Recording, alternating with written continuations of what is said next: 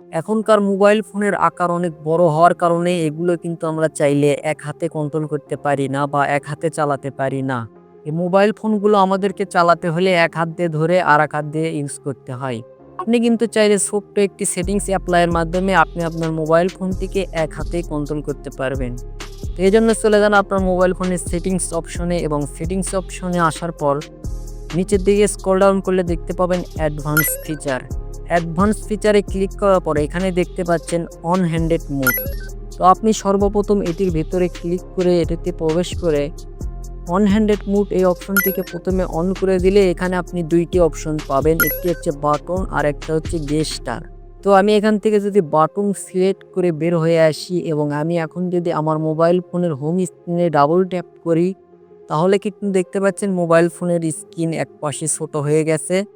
আমি চাইলে এখন এক হাত দিয়ে এই মোবাইল ফোনটিকে কন্ট্রোল করতে পারবো এবং আবার যদি আমি হোম বাটনে ডাবল ট্যাপ করি তাহলে কিন্তু আবারও মোবাইল ফোন স্ক্রিনটি বড় হয়ে যাবে।